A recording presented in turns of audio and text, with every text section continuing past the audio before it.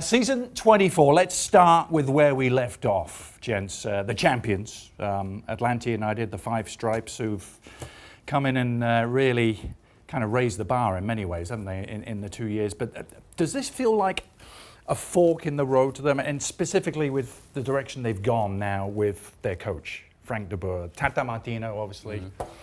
Achieved great things. They could have gone, they could have stuck with the Argentine formula. They did not. Sampaoli, Guillermo Barros-Schelotto, who we'll get on to later in the show, they didn't go in that direction. Is it a gamble the way they have gone, do you think, going with De Boer? Naturally, on paper, it seems that way. And from the outside looking in, I'm merely evaluating the choice given the player personnel that you have available. And the connections that you have sold as a club and saying, look, this is what we're building. And look at the path that we've created between us and the young South American player. And look at the productivity that we've gotten from those players, whether it's Miguel Almiron and Josef Martinez, Tito Villalba, so on and so forth. That path has been there. And so that's not to say that Frank De Boer cannot come in and get these players to answer his call and to execute his game plan out on the field. But I'm merely saying that if Tata Martino gets up in front of those players, right away, there's a connection there. Right away. Just simply because culturally you come from places that you're familiar with. And you can communicate with those players in a way that you can get their attention just by walking into the locker room. Frank De Boer can do that, but I think it would take a longer period of time, because now players, again, you have to flip the switch for whatever your relationship was with Tata Martino and now say, well, let's see what Frank De Boer brings to the table. Now, players, from my experience, you're more than open for a new manager to come in. But the moment that something goes in a direction that doesn't point to the sort of success that you had with the last guy, then you start saying, well, that's not the way we did it last year. And last year we won the championship. There was a formula that was working. Yeah. Tata Martinez walked away. You may think that naturally there were other choices that might have been a little bit more suited to what you have in front of you with this group of players. But you've decided to go in the Frank De Boer direction, and if it's successful, I'll be the first one to say, you know what, I was wrong.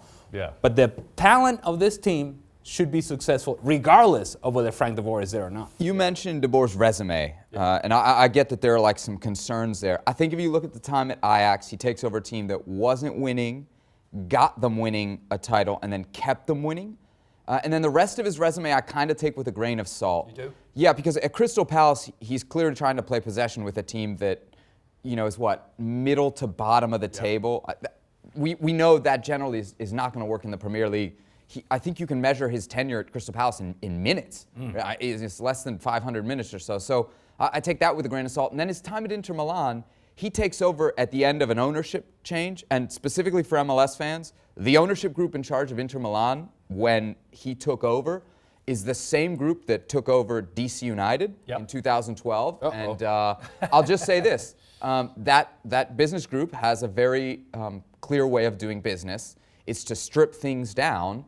And I think that's probably the situation that Inter Milan was when De Boer inherits it. So to me, I'm not so concerned about maybe like the resume, but Ali's point, you can maybe talk more about the tactical differences between Tata and De Boer. I don't know that I'm super qualified on that, but the relationships are clear. Like you mentioned the big guys, but Franco Escobar, LGP, Josef. I mean, maybe Josef's not a Tata guy, but Tata's clearly the one that sold Josef. Remedi, Villalba, who you mentioned. These are all guys who are there like specifically because of Tata. Almiron in his Players Tribune article says, Tata is Atlanta for me. To me, you know, all of these guys were here because of Tata and then maybe playing their best and motivated uniquely because of him. So for me, it's just like a huge emotional question more than it is like a tactical question.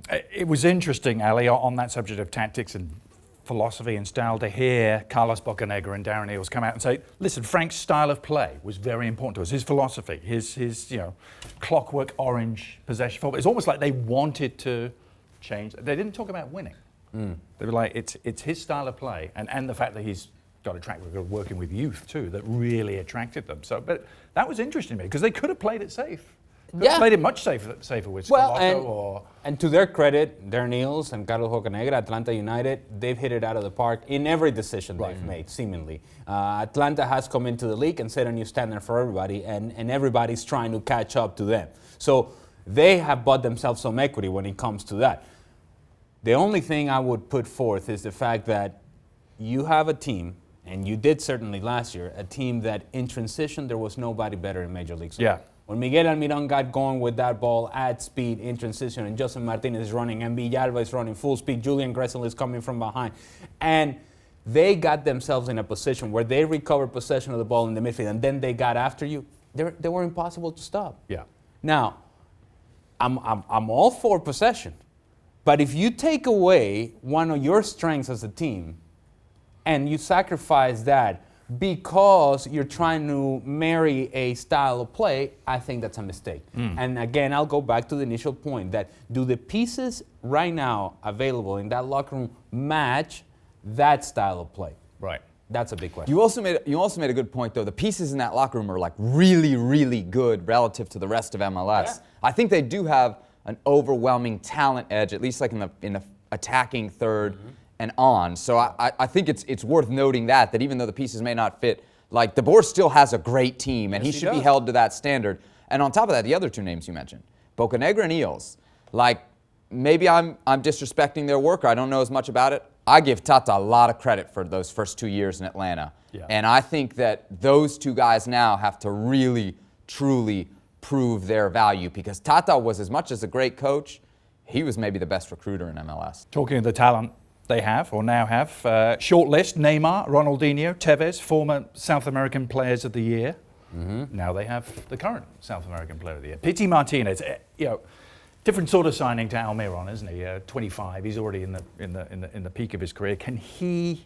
What's your sense of him, guys? Can he come in and do what Almiron? He's a different sort of player to Almiron. Can he have the effect that Almiron did? Can he take that even further?